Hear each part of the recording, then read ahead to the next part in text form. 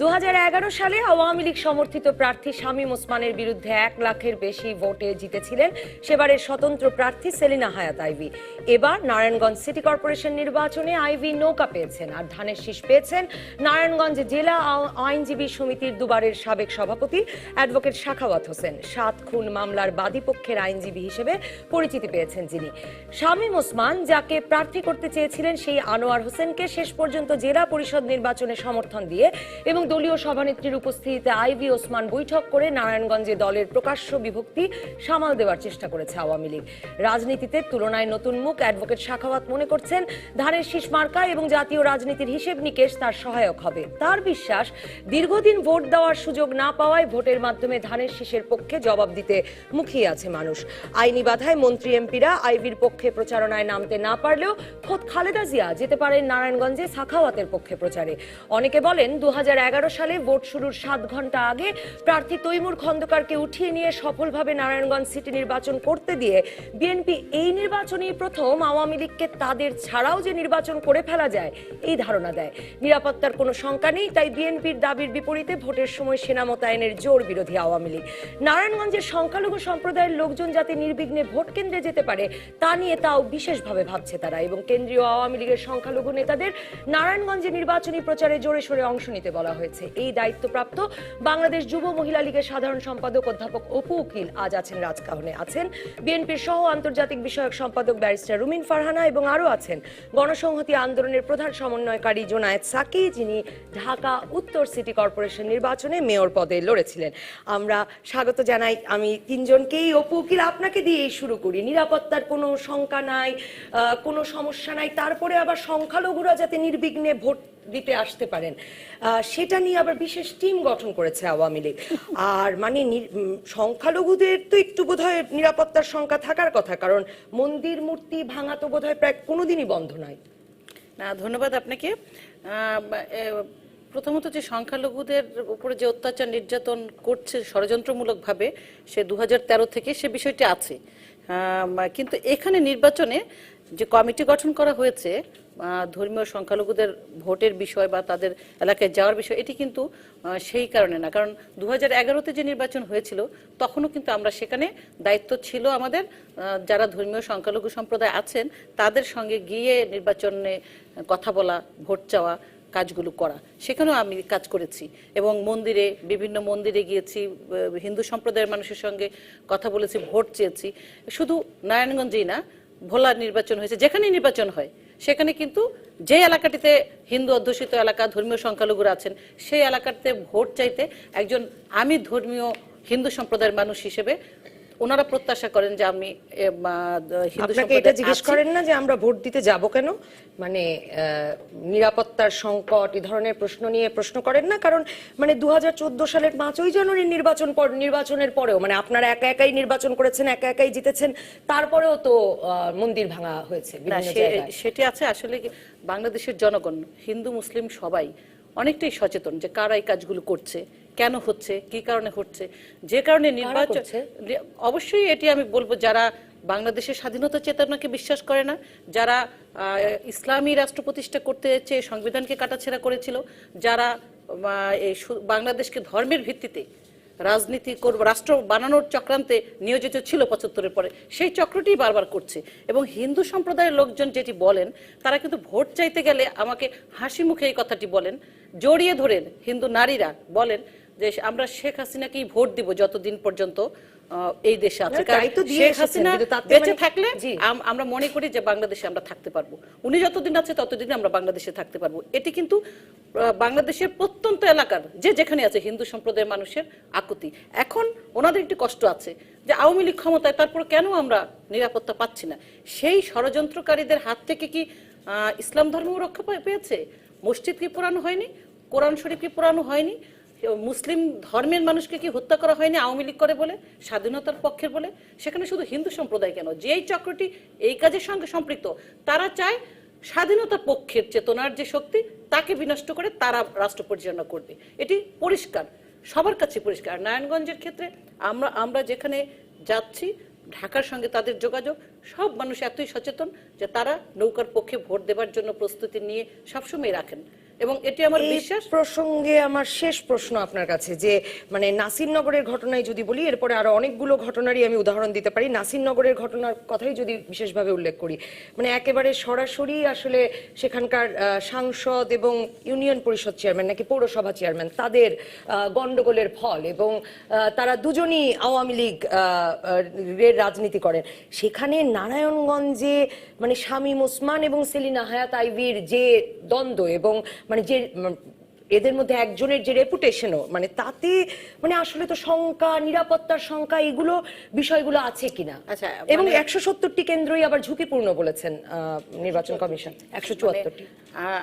আমি বলতে চাই যে শ্রীনগরে যে ঘটনাটি নিয়ে আসলেন, সেখানে কিন্তু একটি বিষয় একেবারেই ক্লিয়ার হয়ে গেছে, যে এটি যে ষড়যন্ত্রমূলক, সেই রসরাজকে যে ফাঁসানো হয়েছিল এবং কিভাবে জাহাঙ্গীর যে করেছিল, এবং সেই জাহাঙ্গীর হচ্ছে যুব দলের ক্যাডার, এবং এটা কিন্তু পত্রিকা এসছে, যুব দলের ক্যাডারের রসরাজকে ফাঁসিয়ে এই দাঙ্গাটি আপনি দেখেন। আমি পত্রিকায় দেখেছি বরং যে কোন বিএনপি নেতাকে পরে ধরা হয়েছে, আমিনুল, তারকে ছাড়াতে আবার হিন্দু সম্প্রদায়ের লোক। না না, সেটা না, জাহাঙ্গীর যে আর কি ফেসবুকে ট্যাগ করেছিল রসরাজের আইডি থেকে, সে হচ্ছে জাহাঙ্গীর, তার নাম, ছবি সহ কিন্তু এসেছে, সে হলো যুব দলের ক্যাডার, সে এই কাজটি করেছে। এবং এটির পেছনে যে ষড়যন্ত্র আছে সেটি এই কারণে ক্লিয়ার, এখনো কিন্তু পারলে মন্দিরে একটু আগুন দিচ্ছে নাসিরনগরে, থেমে থেমে করছে। আর যেই মাননীয় মন্ত্রীর কথা বলা হয়েছে, সেই মন্ত্রী একজন বয়স্ক প্রবীণ নেতা, এবং ওই এলাকায় যে হিন্দু সম্প্রদায় আছে তাদেরকে নিয়েই কিন্তু তিনি এতদিন ধরে রাজনীতি করছেন। তারই নির্বাচনী এলাকায় তিনি আগুন দিয়ে হিন্দুদেরকে পুড়িয়ে সরাবেন, এটি কিন্তু বিশ্বাসযোগ্য কথা না।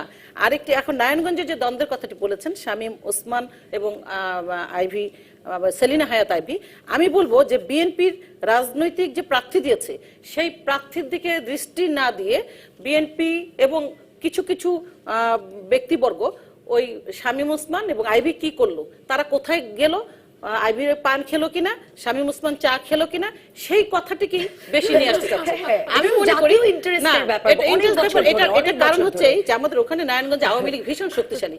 শামীম ওসমানের পিতা, তিনিও সংগ্রাম ঐতিহ্যে আওয়ামী লীগকে ধারণ করেছেন, এবং সেলিনা হায়াত আইভীর পিতা, তিনিও আমাদের আওয়ামী লীগের একজন বটবৃক্ষ, সংগ্রামী চেতনার ধারক বাহক। তো ওই দুই পরিবারকে নিয়ে অনেক, ওইখানে যারা অন্য রাজনীতির দলগুলো আছে তাদের জেলাসি আছে, কারণ জানে ওইটা আওয়ামী লীগের ঘাঁটি, এবং একটি রাজনৈতিক দলের নেতা কর্মীদের মধ্যে সেখানে বিরোধ থাকবে, দ্বন্দ্ব থাকবে, এটাই তো স্বাভাবিক।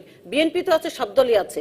কোন দলে যদি বিরোধিতা না থাকে, সেখানে তো রাজনৈতিক চেতনা উন্মেষ ঘটে না। অবশ্যই রাজনৈতিক বিরোধিতা থাকে, মতানৈক্য থাকে, কিন্তু দলীয় আদর্শ এক। এখানেও শামীম ওসমান যে কথাটি আপনি বললেন, তাকে নিয়ে অতিরঞ্জিত যে কিছু কথা আছে, সেটি একটি তার অপরাধ, সে হচ্ছে তৃণমূল থেকে ছাত্রলীগ করে করে সে এই পর্যন্ত এসেছে, এবং আওয়ামী লীগের জন্য সে জীবন উৎসর্গ করতে পারে, সে কারণে হয়তো তাকে নিয়ে বিতর্ক। আর সেলিনা হায়াত আইভী, তিনি আওয়ামী লীগ থেকে মনোনীত নৌকা প্রতীকে পেয়েছেন, এটি অনেকে ভালো চোখে দেখছে না। তাকে নিয়ে খেলাধুলা করতে চেয়েছে শামীম ওসমান এবং আইভী আপার মধ্যে দ্বন্দ্ব দেখে একটি শ্রেণী যারা তামাশা করতে চেয়েছিল, তাদের মুখ বন্ধ হয়ে গেছে, যে কারণে এখনো কিন্তু আপনি দেখবেন না কোথাও বিএনপির অবস্থানটা কি। বিএনপি কিন্তু রুমিন এখনো আইভী আপা এবং শামীম ওসমানের কথা বলবে, উনি কিন্তু ওনার দলের প্রার্থীর কথা একটুবার বলবে না। আমি এটা আপনারা নিশ্চিত করে বলতে পারি। ওনার প্রার্থীর অবস্থানটা কি সেটা যদি ব্যাখ্যা করেন, আমি তো মনে করি ভোটের দিক থেকে তার জন্য সেটি ভালো হবে। দিদি কেন ধরে নিচ্ছেন যে আমি শামীম ওসমান এবং আইভীর কথা বলবো? আমি শুনেছি এর আগে।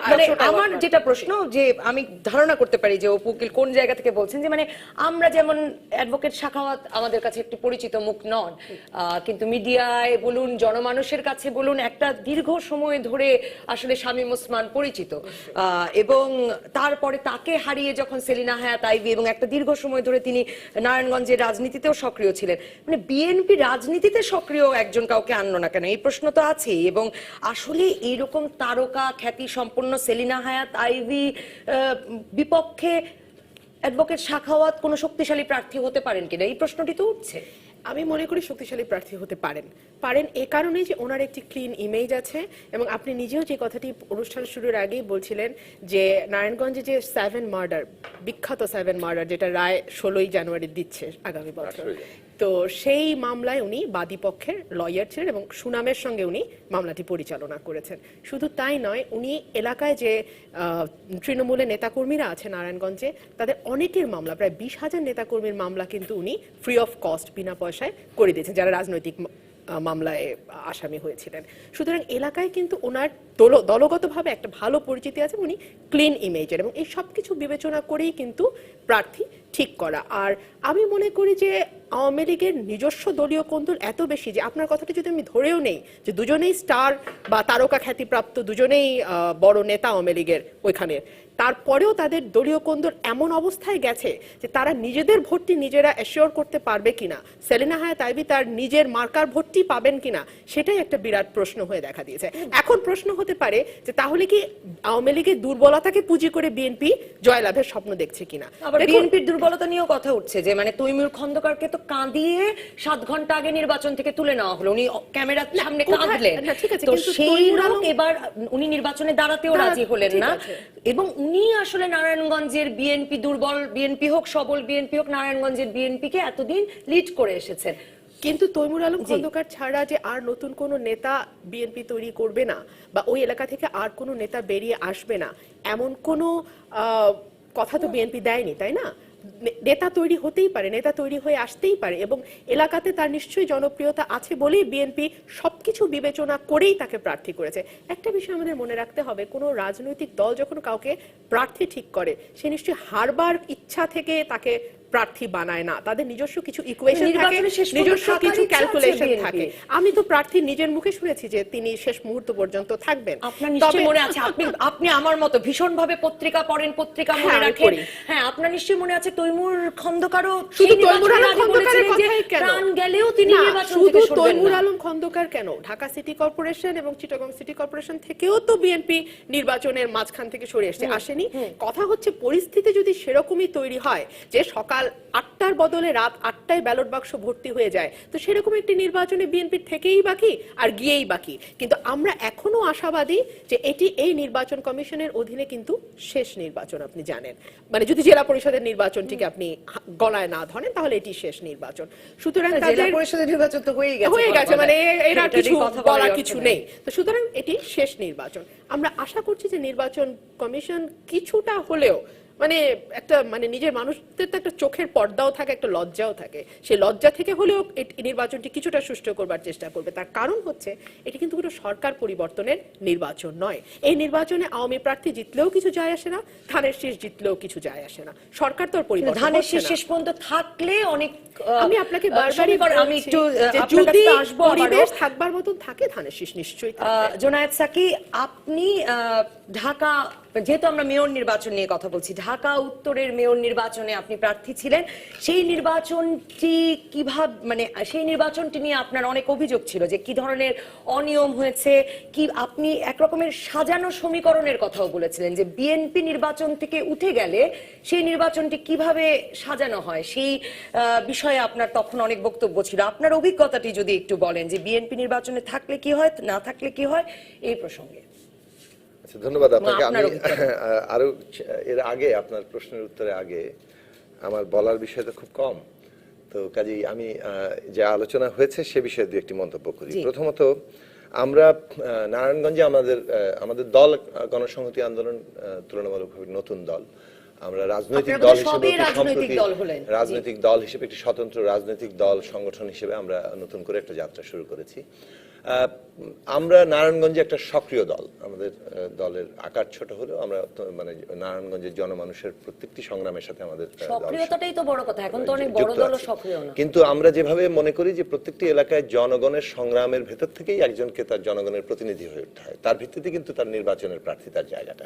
সেই দিক থেকে আমাদের যারা নেতৃত্ব তারা এখন অত্যন্ত তরুণ বয়সে, এবং সেটা একটা বিষয়, তাদের সেই জায়গাটা আরো যত পরিণত রূপ নেওয়ার মধ্যে দিয়ে আমরা নির্বাচনের ভবিষ্যতে মোকাবেলা করব, সে কারণে আমরা প্রার্থী দিইনি। এক, দুই হচ্ছে যে নির্বাচনের পুরো প্রক্রিয়াটাকেই কিন্তু একটা অগণতান্ত্রিক জায়গায় নিয়ে আসা হয়েছে। এই যে ধরুন স্থানীয় সরকার পর্যন্ত একেবারে এখন দলীয় ভিত্তিতে, এবং তার ফলে যেটা হচ্ছে যে যারা দল আছে সেটা সক্রিয়তা থাকুক আর না থাকুক তারা প্রার্থী দিতে পারছেন, কিন্তু তুলনামূলকভাবে সক্রিয় দলের তার যদি রেজিস্ট্রেশন না থাকে তারা প্রার্থী দিতে পারবেন না, তাদের স্বতন্ত্রভাবে যেতে হবে, যেতে হলে হলে তার আবার এত পার্সেন্ট ভোট আগে থেকেই তাকে ডিক্লেয়ার করতে হবে এবং এই মধ্য দিয়ে যে ভোটারদের যে ব্যক্তিগত পছন্দের যে সুরক্ষা সংবিধান দিয়েছিল সেইটার সাথে প্রবল একটা বিরোধ তৈরি করা হয়েছে। যদিও এ পর্যন্ত আমরা অনেকগুলো রিট মানে কোর্টে থাকা সত্ত্বেও এই বিষয়ে কোনো সুরাহা এখন পর্যন্ত হয়নি।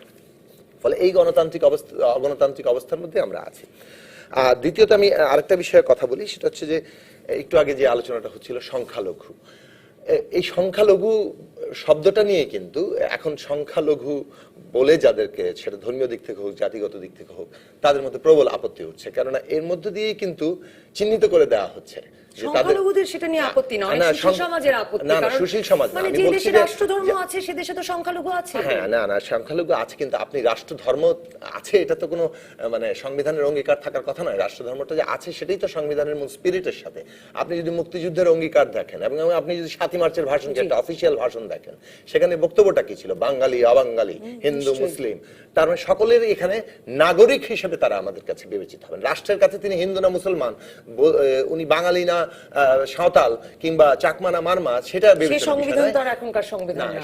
হ্যাঁ, সেটা না, এবং সেই অবস্থার মধ্যে কিন্তু আমরা আছি। তার মানে আমরা সাংবিধানিকভাবে তাদের জাতিগত দিক থেকে দ্বিতীয় শ্রেণীর কিংবা ধর্মীয় দিক থেকে দ্বিতীয় শ্রেণীর নাগরিকে পরিণত করছি। এবং এইভাবে সংখ্যালঘু শব্দটা ব্যবহার করার মধ্য দিয়ে যেটা হয় যে ওই সংখ্যালঘুদেরকে বুঝিয়ে দেওয়া হয় যে তোমরা কিন্তু সংখ্যালঘু এবং তোমাদের সাথে যা ইচ্ছা তাই করা যায়। সেটা ঘরবাড়ি পোড়ানো থেকে শুরু করে ভোটের ক্ষেত্রে ভোট ব্যাংক হিসেবে ব্যবহার করা যায়, এবং সেই জায়গাটা কোনো গণতান্ত্রিক সমাজের বৈশিষ্ট্য হওয়া উচিত নয় এবং এর বিরুদ্ধে আমাদের লড়াই করা উচিত। এটা যেমন একটা বিষয়, তেমনি মিয়ানমারের প্রসঙ্গটা আজকে এসছে এবং এটাও কিন্তু বাংলাদেশের জন্য ক্ষতিকর।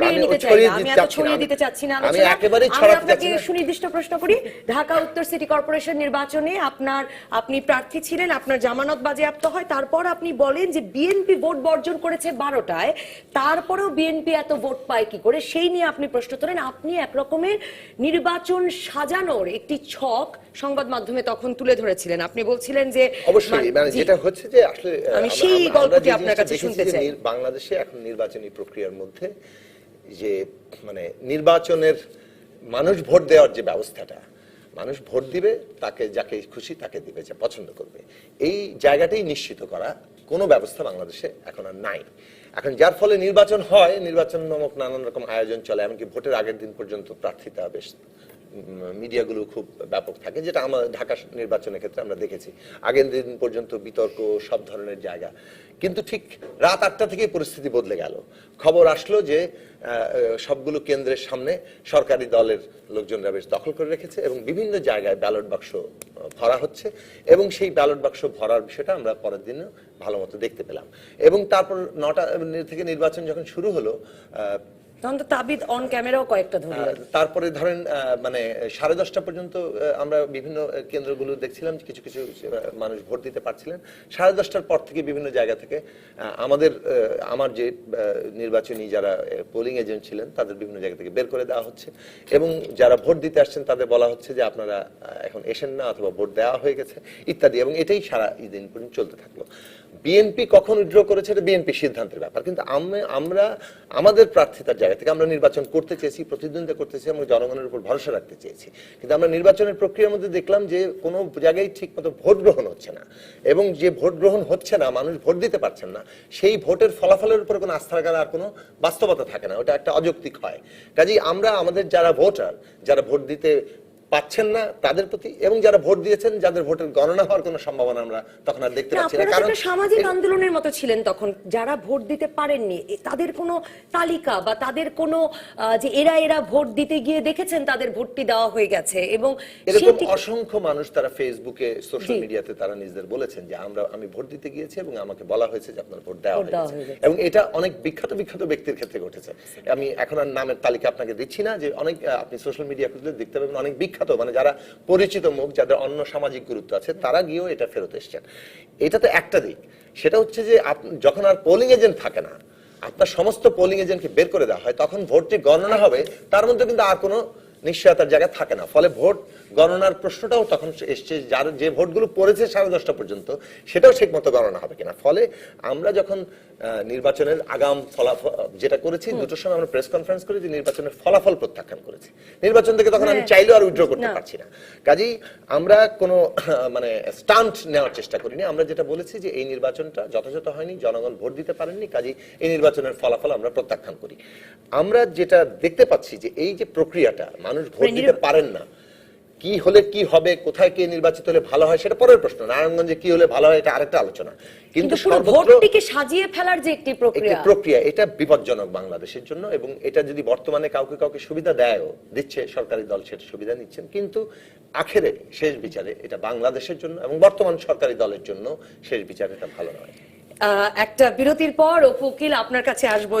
এই ভোট সাজিয়ে ফেলার প্রক্রিয়া কি করে থামানো যায় নারায়ণগঞ্জ সিটি কর্পোরেশন নির্বাচনে, এই প্রসঙ্গে দর্শক থাকুন রাজকাহনে। ফিরে এলাম রাজকাহনে। অপু উকিল আপনার কাছে যাব যে একটা নির্বাচন সাজানোর প্রক্রিয়াটি, মানে একেবারে ভোট ব্যালটে সিলমারা থেকে শুরু করে ফলাফল পর্যন্ত একটা সাজানোর প্রক্রিয়া। জোনায়েদ সাকিব তার ঢাকা উত্তরের মেয়র নির্বাচন করার অভিজ্ঞতা থেকে বললেন। প্রথমে বলছি যে সাকিব ভাই যে কথাটি বললেন, স্বতন্ত্র প্রার্থী, উনি স্বতন্ত্রভাবে ইলেকশন করতে চেয়েছেন, সেখানে যে আমাদের আরপিওতে স্বতন্ত্র প্রার্থীর ক্ষেত্রে কিছু বিধিনিষেধ দেয়া হয়েছে, সেটি কেন দেওয়া হয়েছে? এমন স্বতন্ত্র প্রার্থী নির্বাচন কমিশন চায় না যাদের 100 ভোটারও নাই। 100 ভোটারও যদি না থাকে আছে, কারণ হলো এখন সবাই যদি স্বতন্ত্র প্রার্থী হয়ে হয়ে নমিনেশন পেপার সাবমিট করে, সেই ক্ষেত্রে কিন্তু অনেক লোড হয়ে যায়, যে কারণে একজন ইলেকশন সেই করবে যার পপুলারিটি আছে। আর পপুলারিটি যদি এলাকায় না থাকে, সে স্বতন্ত্র প্রার্থী হয়ে একটা শোডাউন দেওয়ার জন্য এটি কিন্তু এই তাত্ত্বিক গল্প আমার পছন্দ হচ্ছে। এই তাত্ত্বিক তর্ক আমি একদিন করতে চাই যে আমার আসলেই তো মানে পপুলারিটি কি অধিকার দিবেন একটা। আচ্ছা, এবার আসি প্রতিষ্ঠানের সংবিধানের অধিকার। এবার আসি ধর্মীয় সংখ্যালঘুদের যে ব্যাপারটা এখন বলছে, এটা আওয়ামী লীগ সরকার আসার পরে কিন্তু এই আলোচনাগুলো আসছে, কিন্তু 88 যখন সংবিধানকে চেঞ্জ করা হলো, তখন কি কেউ মাঠে নেমেছিল যে এই সংবিধান চেঞ্জ আমরা মানি না? তখন না, স্বৈরাচারী এরশাদ পতনের বিরুদ্ধে আন্দোলন করা হয়েছে, কোন রাষ্ট্রধর্ম করা হচ্ছে কেন? গুটি কয়েক মানুষ কেন আনছেন? আপনি যদি আনেন তো আমাকে মানে পুরোটা সমাজের এই কথাই বলতে হবে যে রাষ্ট্রধর্ম করার বিরুদ্ধে ওই সময় প্রগতিশীল শক্তি লড়াই করেছে। কেন করেছে? কারণ কোন রাষ্ট্রের ধর্ম থাকে, লড়াই ব্যর্থ হয়েছে।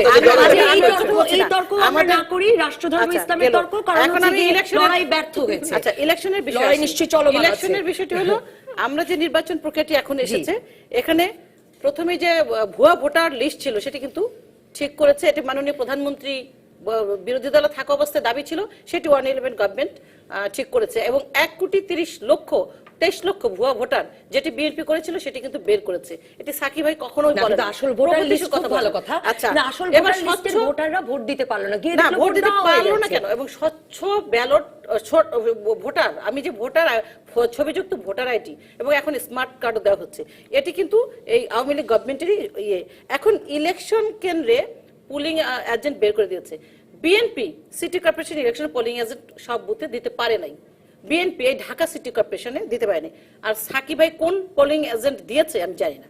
এখন হচ্ছে আমরা যে ইলেকশনটা, এমনও দেখা গেছে যে 12টার সময় বিএনপি যখন ভোট বয়কট করেছে, তারপরও বিএনপির প্রার্থী জয়ী হয়েছে, তারপরও জামাতের প্রার্থীও জয়ী হয়েছে। তাহলে নির্বাচনটা কিভাবে সুষ্ঠু হলো না? আরেকটি বিষয় হলো, মানে নির্বাচন কেন্দ্রে স্বতন্ত্র প্রার্থী, আমি সাকিব ভাইয়ের ব্যাখ্যাটা দিচ্ছি। ঢাকা সিটি কর্পোরেশন ইলেকশনে 12টার সময় বিএনপি ভোট বর্জন করেছে, কিন্তু তারপরে ভোট পেয়েছে না, শুধু ভোট পায়নি, বিজয়ী হয়েছে।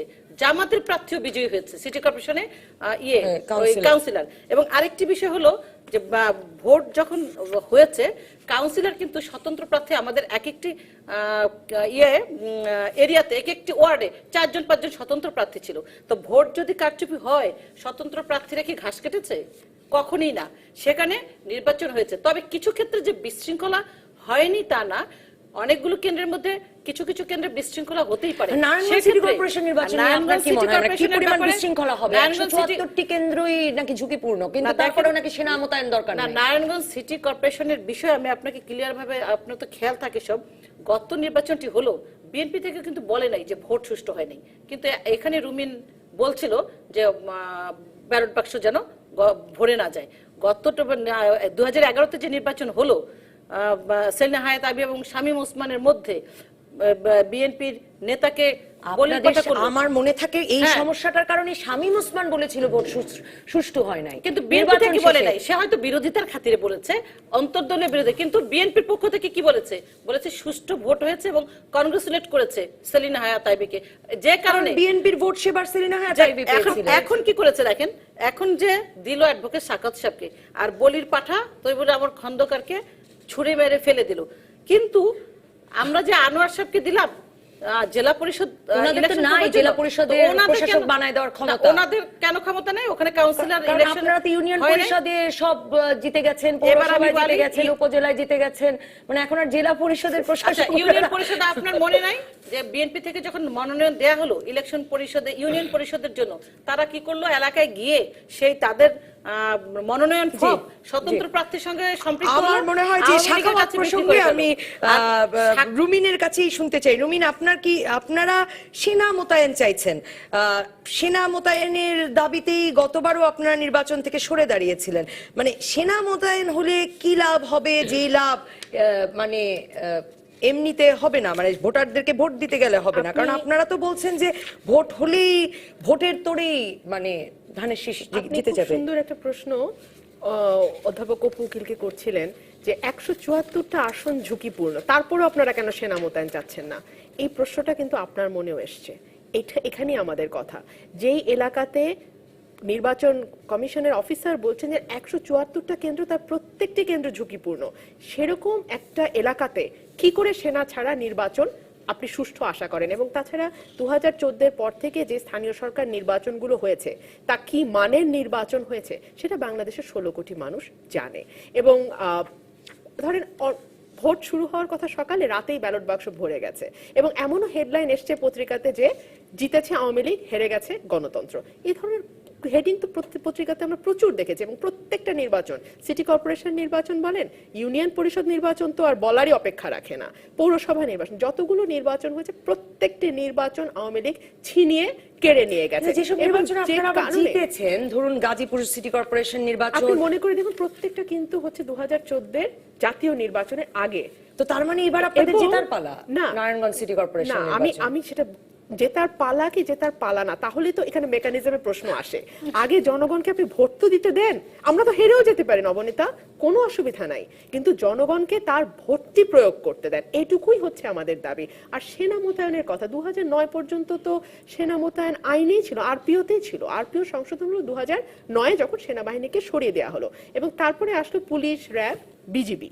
এবং পুলিশ, র্যাব এবং বিজেপির অধীনে যে কটি নির্বাচন হয়েছে, প্রত্যেকটি নির্বাচন বাংলাদেশের নির্বাচনের ইতিহাসে একটা কলঙ্ক হয়ে থাকবে। এবং আপনি নিজেও যেহেতু গণমাধ্যমে আছেন, আপনি নিশ্চয়ই জানেন যে র্যাব, বিজেপি এবং পুলিশের উচ্চপদস্থ কর্মকর্তারা বিভিন্ন সময় যে ধরনের রাজনৈতিক বক্তব্য দিয়েছেন, তাদের নিজেদের তারা যে প্রশাসনের কর্মকর্তা, সেই পুরোটা বিস্তৃত হয়ে গিয়ে তারা যেভাবে রাজনৈতিকবিদদের মতন রাজনৈতিক সভা সমাবেশে দাঁড়িয়ে রাজনৈতিক বক্তব্য দিয়েছেন, তারপরে তাদের উপরে আসলে খুব বেশি ভরসা থাকবার তো কথাও না। আর বাংলাদেশের সেনাবাহিনী বিশ্বের বহু জায়গায় শান্তি মোতায়েনে সুনামের সাথে কাজ করে যাচ্ছে, তো সেনাবাহিনী মোতায়েন করতে অসুবিধাটা কোথায়? এবং আপনার নিশ্চয়ই মনে আছে 2011-র যে সিটি কর্পোরেশন, আপনার নারায়ণগঞ্জ সিটি কর্পোরেশন নির্বাচন হলো, যেখানে আইভী 1 লক্ষ ভোটের ব্যবধানে শামীম ওসমানকে হারিয়ে জিতে গেলেন, সেখানে তো আইভী নিজেও সেনা মোতায়েন চেয়েছিলেন। হ্যাঁ, কিন্তু তারপর সেটি হয়নি, করে তিনি নির্বাচন থেকে সরে দাঁড়াননি, তিনি বলেছেন জনগণ আমার ভোটার কেন্দ্র পাহারা দেবে, এবং জনগণ দিয়েছে। হ্যাঁ, দিয়েছে, খুব ভালো হয়েছে। এবং ঠিক তারপরেই উনি যখন এইবার নির্বাচনে দাঁড়ালেন, এবার উনি উল্টো কথা বলেন, তার মানে জনগণই ভোট পাহারা দেবে। কিন্তু তখন কিন্তু উনি সেনা চেয়েছিলেন। এখন উনি হয়তোবা অ্যাসিওরড হয়ে গেছেন, যেহেতু নৌকা মার্কাটি তার ভাগ্যে চলে এসছে, এখন সরকারই শতপ্রণোদিত হয়ে তার ভোটের অধিকারটি, মানে তার জিতবার ব্যাপারটিকে নিশ্চিত করে দেবে।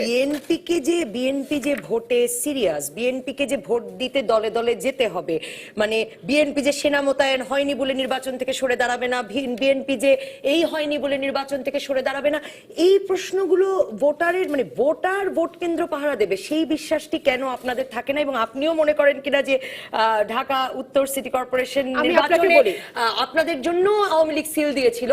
এই প্রসঙ্গে আমি আসবো আপনার কাছে।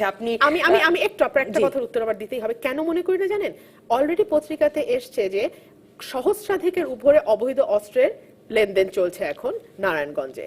তার মধ্যে পুলিশ উদ্ধারে নেমেছিল, অল্প কিছু উদ্ধার করতে পেরেছে। নারায়ণগঞ্জের পরিস্থিতিটাই কিন্তু খুব স্বাভাবিক নয়। এখানে আমরা তোকি হত্যা দেখেছি, এখানে আমরা 7 মার্ডার দেখেছি, এবং নারায়ণগঞ্জ কিন্তু খুব বন্দর এলাকা, আপনি জানেন, এখানে শ্রমিক বহুল এলাকা, এবং এলাকাটিতে প্রচুর প্রচুর নাশকতার ব্যাপার ঘটে। প্রায় আমরা শুনি নারায়ণগঞ্জে অমুক মার্ডার তমুক মার্ডার, নদীতে ফেলে রেখেছে লাশ, অপহরণ, গুম, অনেক কিছু।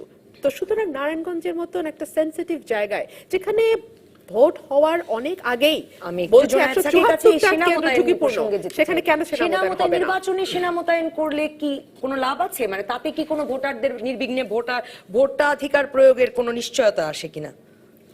আচ্ছা, অনেকগুলো বিষয় চলে এসছে, মানে আপনার প্রথমে প্রশ্নের উত্তর নিয়ে পরে একটু সময় দিন যে অন্য বিষয়গুলো কথা বলার জন্য। একটা হচ্ছে যে সেনা মোতায়েন কিংবা যে কোনো বাহিনী মোতায়েন, নির্বাচন কমিশন নির্বাচনকালীন সময়ে ওই বিশেষ নির্বাচনী এলাকায় সর্বোচ্চ ক্ষমতা ব্যবহার করবেন, তার হাতেই সব ক্ষমতা থাকবে। ওই সময়কালে সরকার কিন্তু এখানে রুটিন ডিউটি ছাড়া তার আর অন্য কোনো ক্ষমতা প্রয়োগ করবেন না, এটাই সাধারণ নিয়ম। এভাবেই কিন্তু তাহলে একটা নির্বাচনী প্রক্রিয়া গণতান্ত্রিকভাবে জারি থাকে। তাহলে নির্বাচন কমিশনের হাতে যা যা, সেনাবাহিনীর উপরে তার কর্তৃত্ব আছে, সাংবিধানিকভাবে আছে। নির্বাচনকালীন সময় পুরো সেনাবাহিনী নির্বাচন কমিশনের কথা অনুযায়ী চলবে এবং সরকার সেই নির্বাচন কমিশনের ডিরেকশন মানতে বাধ্য। কাজেই সেনাবাহিনী এবং যে কোনো বাহিনী নির্বাচন সুষ্ঠু করার জন্য যা যা প্রয়োজন সেটাই তো তাকে লাগাতে হবে। এখন যদি পুলিশ বাহিনী দিয়ে নিরাপত্তার ঝুঁকিটা নিশ্চিত করা না যায়, তখন আরো উচ্চতর বাহিনীকে সেখানে প্রয়োগ করতে হবে, এটাই তো স্বাভাবিক। তাহলে আপনি নিজেই কিন্তু পুলিশ বাহিনী এবং সেনাবাহিনীর মধ্যে একটা পার্থক্য করছেন। সেনা চাই না, তার মানে পুলিশ আপনার পক্ষে আছে, এই জায়গাটা কিন্তু এর যাকে বলে যে ফলো অফ লজিক, মানে এটা তার হ্যাঁ, সেনা চাই, সেনাবাহিনী আমার পক্ষে আছে, কেউ এটা এই জায়গাটা হতে পারে। কিন্তু সাধারণভাবে পুলিশ বাহিনী এবং সেনাবাহিনীর মধ্যে পার্থক্যটা এই জায়গায় তৈরি হয়েছে যে পুলিশ বাহিনী সার্বক্ষণিকভাবে রাজনৈতিক দলের সাথে এত ঘনিষ্ঠভাবে থাকেন, শাসনে থাকেন, এবং রাজনৈতিক দল পুলিশ বাহিনীকে রাজনীতিকৃত করেছে, তার মধ্যে পুলিশ বাহিনীর উপরে নিরাপত্তার ভরসাটা সাধারণভাবে থাকে না, ফলে সেনাবাহিনীর প্রসঙ্গটা আসে। কিন্তু আমাদের বক্তব্য হচ্ছে কোন বাহিনী নিয়োগ করা হবে তার চেয়ে গুরুত্বপূর্ণ প্রশ্ন হচ্ছে নির্বাচন সুষ্ঠু করার জন্য, মানুষের ভোটের অধিকার রক্ষা করার জন্য যে যে বাহিনী দরকার রাষ্ট্রের সমস্ত শক্তিকে সেখানে নিয়োজিত করতে হবে। এটা হচ্ছে প্রাইম পলিসি হওয়া দরকার। এবং নির্বাচন কমিশন এক্ষেত্রে জনগণের কথা শুনবেন, সরকারের ডিরেকশন শুনবেন না। কিন্তু আমরা নির্বাচন কমিশনকে সরকারের ডিরেকশন শুনতেই দেখেছি। এবং যে কথাটা আপনি বললেন যে আসলে প্রার্থিতা, এই যে আগের নির্বাচনের আবারও যদি আমাদের অভিজ্ঞতা দেখা যায় যে কে জিততো সেটা তো জনগণের ভোটের মধ্যে দিয়ে ঠিক হবে। আমরা জেতার আশাই ইলেকশন করি জনগণের রায় পাওয়ার জন্য, কিন্তু জনগণ যদি আমাদের ভোট না দিতেন তাতে আমরা যে মানে আমরা সেটা মেনে নেওয়ার জন্য প্রস্তুত ছিলাম। কিন্তু জনগণ যে কাকে ভোট দিলেন এটাই তো আমরা জানতে পারলাম না, কটা ভোট গণনা হলো সেটাও আমরা জানতে পারলাম না। এবং কেন বিএনপির ওই কথাটা বলেছেন যে বিএনপির পক্ষে আওয়ামী লীগ সিল দিয়েছে, কারণ হচ্ছে আমি বলেছিলাম কেন বলেছিলাম যে প্রতিদ্বন্দ্বিতাটা দেখাতে হবে এবং জনগণ যে অন্য শক্তির উপরে, অর্থাৎ আওয়ামী লীগ বিএনপির এই রাজনৈতিক ইয়ের মধ্যে দিয়ে জনগণের যে মধ্যে বিরক্তি এবং প্রত্যাখ্যান শুরু হয়েছে এবং জনগণ যে বিকল্প রাজনৈতিক সন্ধান করছেন তার নেতৃত্বের পক্ষে দাঁড়াতে চাচ্ছেন না, তার প্রমাণ বিকল্প রাজনৈতিক শক্তির সন্ধান এটা আমরা সারাদিন রাস্তাঘাটে জনগণের মধ্যে পাই। এবং তারা ভোট দেওয়ার সুযোগই পাচ্ছেন না, আপনি ভোট দেওয়ার সুযোগটা হারিয়েছেন। এই জায়গাটা আমরা বোঝাটা ওই নির্বাচনে যেত সেইটা যাতে না বোঝা যায় যে বাংলাদেশের মানুষ একটা বিকল্প রাজনৈতিক শক্তি গড়ে তুলতে চাইছেন, সেটাও সরকারি দলের রাজনৈতিক সমীকরণের এবং তাদের পরিকল্পনার একটা গুরুত্বপূর্ণ অংশ ছিল। এখন আসুন নির্বাচনটা কিভাবে, এই যে উনি বললেন স্মার্ট কার্ড, স্বচ্ছ ব্যালট বাক্স, সব কিছু দিলেন, আসল জিনিসটাই দিলেন না আর কি। হ্যাঁ, ওইটা ওই ইয়ার কাহিনী।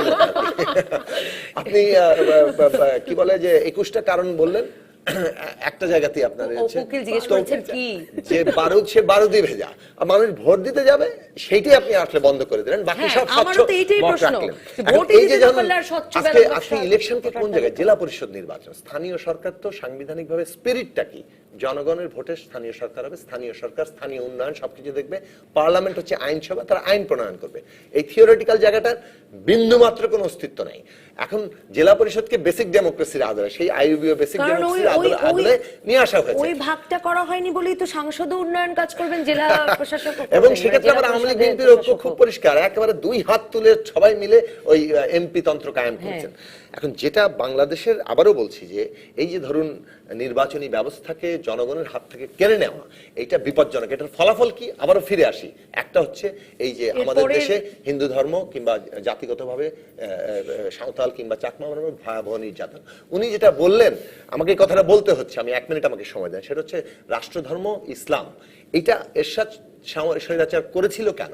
করেছিল যে তিনি খুব ধার্মিক সে কারণে, কিংবা বাংলাদেশের মানুষের একটা মুসলমানদের ধর্মীয় স্বীকৃতি দেওয়ার জন্য? মূলত তার যে একটা স্বৈর শাসন, অন্যায় শাসন, লুটপাটের শাসন, এইটাকে আড়াল দেওয়ার জন্য রাষ্ট্রের গায়ে ধর্মের আলখেল্লা লাগিয়ে নিজেকে ধূপদুরস্ত করার একটা চেষ্টা।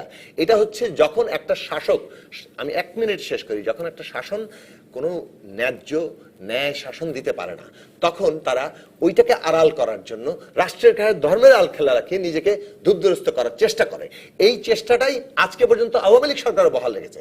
বিএনপি 2001 সালে যখন জয়লাভ করে হিন্দু সম্প্রদায়ের উপরে ব্যাপক হামলা করেছিল, এটা যেমন সত্য, রামু থেকে আজকে পর্যন্ত এই ব্রাহ্মণবাড়িয়া এবং গোবিন্দগঞ্জ পর্যন্ত প্রত্যেকটার সাথে আওয়ামী লীগের লোকজনের যে প্রত্যক্ষ যোগাযোগ, এবং বিশেষভাবে এই ব্রাহ্মণবাড়িয়ার নাসিরনগর এবং গোবিন্দগঞ্জে যে আওয়ামী লীগের অন্তর্কন্দল এবং আওয়ামী লীগের এমপির নেতৃত্বে পুলিশ দিয়ে আগুন দেওয়া, এই সত্য ঢাকা যাবে না। কাজে বাংলাদেশের রাষ্ট্রের যে গণতান্ত্রিক চরিত্র আমরা হারিয়ে ফেলছি, ওইটাই কিন্তু এগুলোকে আজকে জন্ম দিচ্ছে। আওয়ামী লীগ চাইলেও রুখতে পারবে না। কাজেই প্রধান কথা হচ্ছে যে আজকে রাষ্ট্রকে গণতান্ত্রিক করতে হবে। যেতেই হবে আমাকে। আমি আবারও ফিরবো আলোচনায়, দর্শক থাকুন রাজকাহনে। ফিরে এলাম আবারও রাজকাহনে। অপু উকিল, আপনার কাছেই যেতে চাই, কারণ আওয়ামী লীগের বিরুদ্ধেই অসংখ্য অভিযোগ তুলেছেন জোনায়েদ সাকিব, দুজনে মিলে। রুমিন ফারহানার প্রসঙ্গ উত্তর দিতে হবে আপনাকে। মানে আপনাদের সেনা মোতায়েন নিয়ে এত সমস্যা কেন, সেখান থেকেই যদি শুরু করেন। আমি বলি যে আমরা নির্বাচন ব্যবস্থাটা এরকম করতে চাই যে সেখানে কোনো শাসন শোষণই থাকবে না, পাহারাদার থাকবে না। জনগণ আসবে, ভোট দিয়ে যাবে। তো এখন বিএনপি বা সবসময় সেনাবাহিনীর উপর ভর করে কিন্তু রাষ্ট্র ক্ষমতায় গিয়েছে। স্বৈর শাসকগুলো সেনাবাহিনীকে ব্যবহার করে বাংলাদেশের গণতন্ত্রকে হত্যা করেছে, সেনাবাহিনীকে ব্যবহার করে নিজের আখের গুছিয়েছে, রাষ্ট্র ক্ষমতায় গিয়েছে। এখনো তারা চিন্তা করে জনগণের ভোটে না, কেমন করে আবার সেনাবাহিনীকে ইয়ে করে দিয়ে কোনো রকমে রাষ্ট্র ক্ষমতায় যাওয়া যায় কিনা। কিন্তু বঙ্গবন্ধুর হাতে গড়া সেনাবাহিনী এখন কিন্তু অনেক সুসংগঠিত, আধুনিক, ডিজিটাল। তারা কিন্তু বুঝে ফেলেছে যে তাদেরকে বিগত দিনগুলোতে কিভাবে স্বৈর শাসকগণ এবং বিএনপি ব্যবহার করেছে। আপনাদের বারবার কেন বিএনপি বললেই যে তারা সেনা মোতায়েন প্রেফার করে, এর কথাটা বললে আপনাদের কেন বলতে হবে এটা হতে পারে না? না, এটা হতে পারে না। নির্বাচন কমিশনের সিদ্ধান্ত, আমি সেটার সঙ্গে একমত। কিন্তু তাদের পক্ষ থেকে এখন পর্যন্ত তাদের প্রার্থীও কিন্তু বলে নাই সেনা মোতায়েন করতে হবে। বিএনপি পক্ষ থেকে টকশোতে বসে তো সেনা মোতায়েনের কথাটা আসতে পারে না। বিএনপি বিএনপির পক্ষ থেকে বলা হয়েছে, আমি বলছি বলেছেন বিএনপির পক্ষ থেকে বলেছেন, আমি শিওর অ্যাডভোকেট শাখাওয়াত বলেছেন। কিন্তু না, উনি বলেন না এখন পর্যন্ত, উনি তো এখন পর্যন্ত আসেনি, নাই জনসম্মুখে ওনাকে দেখা যাচ্ছে না। আর আজকে যে কারণে দুজনই শুরু করে দিয়েছেন, আরে করে দুই প্রার্থী উঠান বৈঠক, প্রচারণা সব করছে। আরেকটি বিষয় হলো যেটা সাকিব ভাই যে কথাটি বললেন যে বিকল্প রাজনৈতিক শক্তি চান উনি। এখন বিকল্প রাজনৈতিক, বাংলাদেশের রাজনৈতিক শক্তি কিন্তু যেটা আছে সেটিকে একটাই বিশ্বাস করতে হবে, যে এটি হচ্ছে একটা হচ্ছে মুক্তিযুদ্ধের চেতনার যে শক্তি, সেই শক্তি। আরেকটা মানে বাংলাদেশ আওয়ামী লীগ, অবশ্যই বাংলাদেশ আওয়ামী লীগ তার নেতৃত্বে। আমি বলবো বাংলাদেশ আওয়ামী লীগ মুক্তিযুদ্ধের নেতৃত্ব দিয়ে জাতির জনকের নেতৃত্ব, যে আপনারা এই সকল স্তরে একা এবং এক না ভালো না।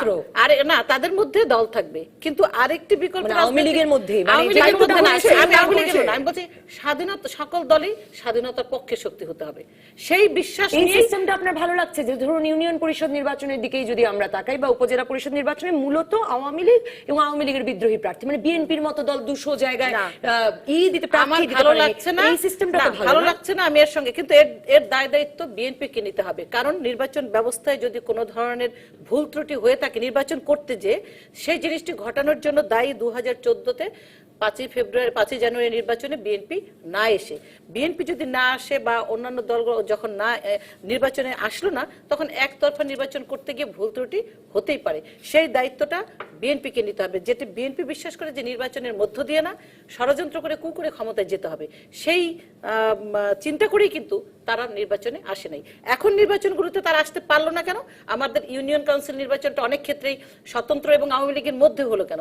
হলো এই কারণে যে তারা প্রার্থী দিতে পারে নাই। সেটারও কারণ আছে যে তারা নির্বাচন করতে দেবে না, এই অজুহাত দেখিয়ে যেমন জনগণকে হত্যা করেছে, নিরীহ জনগণকে, এবং এক বছর পরে নির্বাচন মানে আওয়ামী লীগ সরকারের পতন ঘটানোর জন্য পেট্রোল বোমা দিয়ে মানুষ পোড়ার এই 92 দিনের যে আন্দোলন করছে, সেই কারণে তাদের প্রার্থী নেই, কারণ বিএনপি নেতাকর্মীদেরকে ওই কাজে ব্যবহার করেছে, যে কারণে বিএনপি নেতাকর্মীরা তাদেরকে বয়কট করেছে।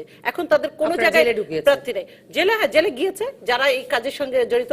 এবং আমি নির্দ্বিধায় বলতে পারি জাতীয় নির্বাচনে বিএনপি 300 আসন থেকে নমিনেশন দিতে পারবে কিনা, কারণ অনেক বিএনপির নেতাই যারা নির্বাচন করতে চেয়েছিল তারা অনেকেই এখন আর বিএনপির এই কারণে বিএনপির থেকে মুখ ফিরিয়ে নিয়েছে, অনেকে স্বতন্ত্র নির্বাচন করেছে, বিএনপির টিকিট চায় না। তার মানে জোনায়েদ সাকি যেমনটা বলছিলেন, মানে এই একই মেকানিজমই জাতীয় নির্বাচন পর্যন্ত হয়ে যাবে 2019-এ। জি, আমি একদম মানে ছক পরিষ্কার। চমৎকার। হ্যাঁ, এবং ছকটি হচ্ছে এরকম যে সুষ্ঠু হয়েছে নির্বাচন, ভোট দিয়েছে প্রশাসন, এটি বাংলাদেশে আওয়ামী লীগ স্টাবলিশ করে গেল। আপনি দেখবেন এখানে রিটার্নিং অফিসার ভোট দেয়, পোলিং এজেন্ট ভোট দেয়। আমি একটু শেষ করে নিই, এখানে পুলিশ ভোট দেবে, দলীয় ক্যাডার ভোট দেবে, সবাই ভোট দেবে, শুধু ভোটার ভোট দেবে না। এখন প্রশ্নটি করেন। আমার প্রশ্ন হচ্ছে যে দায় নিতে হবে যে আওয়ামী লীগ নেতারা বলেন, মানে আমার কথা হচ্ছে যে আপনাদের তো একটা ফিক্সড ভোট আছে, আপনারা যখন ভোটে থাকেন না, আপনারা যখন রাজপথে থাকেন না, আপনারা তো তখন মানে বিকল্প শক্তি ভোটার খুঁজছে না আমি জানি না, কিন্তু একটা বড় অংশের ভোটার যে ধানের শীষ খুঁজছে এটা অস্বীকার করার কোনো উপায় নেই। সে তো প্রমাণিত। 40 ভাগ হচ্ছে, যদি 40ও ধরি, 35 থেকে 40 ভাগ ধরা হয়, হ্যাঁ 40 ধরেন না, ধরেন তারা কখনোই নৌকা ছাড়া কোথাও ভোট দেবে না। বাকি 60% আপনি কি করবেন? 35 বলতে চাচ্ছিলাম, আমি বাড়িয়ে বললাম, হ্যাঁ 40 আমি নৌকাকে দিলাম, বাকি 60 ভাগকে আপনি কি করবেন? পানিতে ফেলে দেবেন? পানিতে তো ফেলতে পারবেন না। কিন্তু আওয়ামী লীগ যেটা করছে সেটা হচ্ছে একদলীয় শাসন কায়েম করে এমন ভাবে রাজনীতিকে বিরাজনীতিকরণ করা হয়েছে। আমি নিজেও তো রাজনৈতিক পরিবার থেকে এসেছি, আমার বাবা তার জীবনের দীর্ঘ 19 বছর জেলে কাটিয়েছেন, কিন্তু আমার মধ্যে কখনো জেল ভীতি ছিল না, কারণ আমি জানি বাবাকে ভদ্রভাবে পুলিশ ধরে নিয়ে গেছে, তিনি রাজবন্দী হিসেবে কারাগারে থাকবেন, তিনি সুস্থ শরীরে বেরিয়ে আসবেন। আজকাল তো মুশকিল হয়েছে যে কে ধরে নিয়ে যায় আর কবে ফিরবে সেটাই অনিশ্চিত হয়ে গেছে। আপনি এখন নৌকার বাইরে আর কোনো দল করলে আপনার জীবন নিয়ে প্রাণ নিয়ে টিকে থাকাটাই খুব মুশকিল। এই জন্য বলা হয় যে গাছের পাতাও নাকি এখন আওয়ামী লীগ করে, কিন্তু এটা কিন্তু আওয়ামী লীগের জন্যই অত্যন্ত ভয়ঙ্কর, কারণ এই যে গাছের পাতা যারা আওয়ামী লীগ করে বলা হচ্ছে না, এরা কিন্তু থাকবে না। এবং যখন যদি এক সময় তো নবনীতা বাংলাদেশের সুষ্ঠু নির্বাচন হবে, এক সময় এই অবস্থার পরিবর্তন ঘটবে, এবং তখন যেটা হবে দেখা যাবে যে আওয়ামী লীগে প্রার্থী দেবার মতন 300 আসন তো বহু পরের কথা, 100 আসনে প্রার্থী দেবার মতো অবস্থা থাকবে না, কারণ এমন একটা অবস্থায় রাজনীতিকে নিয়ে গেছে তারা, এমন একটা অবস্থায় ঠেলে দিয়েছে যে মানুষ এখন প্রাণের ভয়ে হয়তো কিছু বলছে না। কিন্তু এই যে চাপা দম বন্ধ কর এবং গুমোট অবস্থা, এই অবস্থা কিন্তু খুব বেশি দিন চলতে পারে না। এবং আওয়ামী লীগ যদি মনে করে 2019 সালের নির্বাচনটিও তারা এই একই সিস্টেমের ভেতর দিয়ে করে নিয়ে আসবে, আমার মনে হয় না এভাবে তারা টিকতে পারবে। আমি খুব সংক্ষেপে দুটো মন্তব্য করি। একটা হচ্ছে যে নারায়ণগঞ্জে ধরেন একটা বিশেষ অবস্থা আছে, সেখানে একটা আওয়ামী লীগের যিনি এর আগের নির্বাচনের অফিসিয়াল প্রার্থী, তার ব্যাপারে তো ধরেন নারায়ণগঞ্জে জনগণের একটা অভিযোগ আছে, এবং সেলিনা হায়াত আইভী সেই সময় জনগণের যে বিশেষত ত্বকী হত্যা বেশ কয়েকটি হত্যার মামলার সরাসরি অভিযোগ তার বিরুদ্ধে, ওই পরিবারের বিরুদ্ধে, এবং নারায়ণগঞ্জে সন্ত্রাস, দুর্নীতি, চাঁদাবাজি, দখল ইত্যাদি, এবং ধরুন পুরো দলের মধ্যে তার যে কর্তৃত্ব। এখন সেলিনা হায়াত আইভী সেই সময় ওখানে যে লড়াইটা ছিল তার সাথে নিজেকে যুক্ত করেছিলেন, ফলে তার দিক থেকে একটা জায়গা আছে, এবং সেটা সেলিনা হায়াত আইভী ভবিষ্যতে কতটা রক্ষা করেন তার উপরে কিন্তু জনগণের, আপনারা যে নাগরিক আন্দোলন, যে জনগণের আন্দোলন, যে রাজনীতিবিদদেরকে যে জনগণের সাথে থাকার কথা বলেন, মানে এবার সকল ক্যালকুলেশন অনেকেই বলছেন যে নৌকা নাকি আরো ক্ষতি করতে পারে সেলিনা হায়াত আইভীর, কারণ তিনি এর আগে বিএনপির ভোট পেয়েছেন, জনগণের সাধারণ জনগণ ফ্লোটিং ভোটটা পেয়েছেন। তো এই নাগরিকের রাজনীতি যিনি করেন, তিনি নৌকায় গেলেন না ধানের শীষে গেলেন, তখন লোকে ব্যক্তিবাদ দিয়ে সেই প্রতীককেই কেন বিবেচনা করেন? মানে বিবেচনার জায়গাটা ওইখানেই আমি বলছি যে যেহেতু দল, এবং দল মানে ওখানে দলের কর্তৃত্ব কার হাতে আছে এটা কিন্তু তৃণমূল থেকে প্রার্থী তার প্রস্তাব থেকে বোঝা যাচ্ছে, ফলে মানে সেলিনা হায়াত আইভীর সামনে ভবিষ্যতের চ্যালেঞ্জ হচ্ছে যে তিনি আসলে কার পক্ষে অবস্থান নেবেন, দলের অবস্থান এবং দলের যে একটা ভয়াবহ সন্ত্রাসী ক্ষমতা সেখানে বিরাজমান আছে সেটার পক্ষে, নাকি জনগণের একেবারে বরাবর ফলে এই প্রশ্ন সন্ত্রাসের কিন্তু বিপক্ষে হ্যাঁ মানে বলছি যে সেটাই তার সামনে সেই চ্যালেঞ্জ এবং ক্রেডিটটা জনগণের দিক দিতেই থেকেও হবে। সেই অনুযায়ী তার জায়গাটা নির্ধারিত হবে। এখন আওয়ামী লীগ যে কারণেই আজকে নৌকা প্রতীক তাকে দিক, আওয়ামী লীগের জন্য কিন্তু একটা বিষয় খুব পরিষ্কার হয়েছে, সেটা হচ্ছে যে তার দলের কর্তৃত্ব যে জায়গায় আছে সেইটা জনগণের কাছে গ্রহণযোগ্য নয়, ফলে তারা কিন্তু তার বিদ্রোহী প্রার্থীকেই তাকে এখানে আনতে হয়েছে। এখন সেই জায়গা থেকে এটা এই যে বাস্তবতা, এই বাস্তবতা ইতিবাচক ভাবে দেখা যায় না যে মানে যেই রাজনীতিকে যে আপনারা বলেন ভালোর পথে যাওয়া, যে আওয়ামী লীগ বুঝতে পেরেছে যে আসলে, এবং দুদলই আপনি দেখুন দুদলই আসলে খুবই ক্লিন ইমেজের প্রার্থী পছন্দ করেছে, ঠিক আছে, যারা কিন্তু নাগরিক আন্দোলন আমার বক্তব্যটা আমি এখানে আসছিলাম প্রথমত যে এটা আওয়ামী লীগ যেখানে করছে কিন্তু দলগতভাবে, অর্থাৎ আপনি ওই যে ক্ষমতাটা যেটা জনগণের বিরুদ্ধে দাঁড়িয়ে আছে সেইটাকে কিন্তু ইনট্যাক্ট রেখে দিচ্ছেন, সেই ইনট্যাক্ট রাখার জায়গাটা প্রশ্নটা এখানে উত্থাপিত হওয়া দরকার। এবং এই ক্ষমতাকে যদি আজকে চ্যালেঞ্জ করা না হয়, রাষ্ট্রীয়ভাবে পৃষ্ঠপোষকতা দেওয়া হয়, জনগণ বিচারহীনতা ভয়াবহভাবে জারি থাকে, সেটা খুবই বিপজ্জনক জায়গা তৈরি করবে। দ্বিতীয়ত হচ্ছে আপনি ওই নির্বাচনে ফিরে আসেন, এই বিচারহীনতাইটাই কিন্তু বিকল্প শক্তি বলেন অথবা যারা আওয়ামী লীগ বিএনপিকে ভোট দিতে চায় তাদের কথাও বলেন, মানুষ যে ভোট দিতে পারছেন না এই অধিকারটা খর্ব হয় কখন? মানুষের অধিকারটা রক্ষা করার কতগুলো প্রতিষ্ঠান থাকতে হবে, তো রাষ্ট্রের এই প্রতিষ্ঠানগুলো মানুষের অধিকার রক্ষা করবে, এইটাকে বলে ডেমোক্রেটিক পলিটি, মানে একটা রাজনৈতিক ব্যবস্থা, গণতান্ত্রিক রাজনীতি, যার ভেতরে রাজনীতি হবে, রাজনীতি উনি করবেন, ইনি করবেন, আমি করবো, আপনি করবেন, কিন্তু কোন রাজনৈতিক ব্যবস্থার মধ্যে রাজনীতি হবে সেই রাজনৈতিক ব্যবস্থাটাই বাংলাদেশ থেকে নাই করে দেওয়া হয়েছে। এর মধ্যে তিনটা গুরুত্বপূর্ণ উপাদান, একটা গণতান্ত্রিক নির্বাচনী ব্যবস্থা এবং সেটা প্রতিষ্ঠা করার জন্য দ্বিতীয় ব্যবস্থা হচ্ছে মিনিমাম কতগুলো সাংবিধানিক ভারসাম্যপূর্ণ প্রতিষ্ঠান, তার মধ্যে নির্বাচন কমিশন একটা, তৃতীয়ত হচ্ছে আইনের শাসন। সরকার আমাকে স্বৈরাচারী কায়দায় দমন পীড়ন করতে চাইলেও আমি আদালতে গিয়ে আশ্রয় নিতে পারি। এই তিনটা প্রতিষ্ঠানের জায়গা যদি ন্যূনতমভাবে আমরা তৈরি করতে না পারি তাহলে বাংলাদেশ কিন্তু যে পথে অগ্রসর হচ্ছে এটা সবাইকে নিয়ে ডোবাবে। একটা ইতিবাচক নোটে আমি শেষ করতে চাই, যদি জোনায়েদ সাকির কথার ধরে একদম এক মন্তব্যে আপনি এই জিনিসটা ফিল করেন কিনা যে আওয়ামী লীগ এবং বিএনপি দুদলই আসলে একরকমের ক্লিন ইমেজের মানুষ, রাজনীতির চেয়েও আসলে একটি অবস্থান, মানে সন্ত্রাসের বিরুদ্ধে অবস্থান নেওয়া মানুষ এবং ব্যক্তি ইমেজ সমৃদ্ধ মানুষ বেছে নিল। আমরা তো দীর্ঘ সময় এগুলোর কথা মনে করি, নিশ্চয়ই ইতিবাচক মনে করি। এবং আওয়ামী লীগ যে ওসমান পরিবার থেকে বেরিয়ে এসে বরং আগে যিনি বিদ্রোহী প্রার্থী ছিলেন তাকে আবারও প্রার্থিতা দিল, এবং আওয়ামী লীগ যে অনুধাবন করতে পেরেছে তার ব্যক্তিগত জনপ্রিয়তা দলের জনপ্রিয়তাকে ছাড়িয়ে গেছে, এটা নিশ্চয়ই ইতিবাচক। তবে এখানে একটা ভয়ের ব্যাপার আছে নবনীতা, এটা রিপিটেশন নাম্বার 1, ওনার জন্য এটি রিপিটেশন, এবং দ্বিতীয়ত উনি এবার নৌকা মার্কায় দাঁড়িয়েছেন, এই নৌকা মার্কাটাই কিন্তু ওনাকে ক্ষতি করবার জন্য আমি মনে করি যথেষ্ট। আমি বলে বিদ্রোহী প্রার্থীকে দিয়েছে যে কথাটি বললেন সাকিব ভাই, আমাদের ওখানে সবই তো আমাদের দলীয়, যা শামীম ওসমান সাহেব সংসদ সদস্য আছেন, আনোয়ার সাহেবকে জেলা পরিষদে দেওয়া হলো, তো আইভি আসলে দেওয়ার তো অনেক না সেলিনা হায়াত আইভিকে এখানে দেওয়া হয়েছে, এটা কি বিদ্রোহী প্রার্থী হলো বলে সে দলে আসতে পারে? এটা কোনো হলো? তারা যেটা চায় সেটা হলো দ্বন্দ্ব দেখিয়ে একটি করা, নীল নকশা করা, সেটা কিন্তু এখন জাতি বুঝে গেছে। আরেকটি হচ্ছে যেটি বললেন রুমিন, যে আমাদের 300 আসনেও 30টি আসনে প্রার্থী দেওয়া যাবে, 100 আসন, মানে আমরা আগামীতে আওয়ামী লীগকে আর ভোটে দিবে না। এই সেম কথাটি কিন্তু আমি মনে পড়ে গেল 2004 সালে 19শে অগাস্ট বেগম খালেদা জিয়া বলেছিলেন যে আওয়ামী লীগের এমন দিন আসছে 30 আসনেও প্রার্থী দেওয়া যাবে না, এবং তার 3 দিন পরে 21শে অগাস্ট গ্রেনেড হামলা ঘটিয়েছিল। তো রুমিন যখন এই ধরনের কথা বলে তখন কিন্তু ভয় পেয়ে যাই যে আবার কোনো ষড়যন্ত্র ঘরে বসে বিএনপি করছে কিনা। ধন্যবাদ জোনায়েদ সাকি, আপনারাও দীর্ঘদিন ধরে বলছেন যে বিএনপি বলে আর কোনো দলের অস্তিত্ব নেই, তারপরে অস্তিত্ব থেকেই যাচ্ছে। ধন্যবাদ রুমিন ফারহানা, ধন্যবাদ জোনায়েদ সাকি, ধন্যবাদ অপু উকিল, ধন্যবাদ দর্শক যারা ছিলেন রাজকাহনের প্রথম পর্বে। পরবর্তী পর্বে আমরা সাংবাদিকতার ঝুঁকি ও নিরাপত্তা নিয়ে আলাপ করবেন বিএফইউজের সভাপতি মঞ্জুরুল হাসান বুলবুল, BDNews24.com এর সিনিয়র সম্পাদক আমানুল্লাহ কবির এবং বাসসের প্রধান সম্পাদক আবুল কালাম আজাদ। আমরা মানিক সাহা হত্যা মামলার রায় সেই প্রসঙ্গ থেকে এই আলোচনায় যেতে চাই, আপনিও থাকবেন আমাদের সাথে।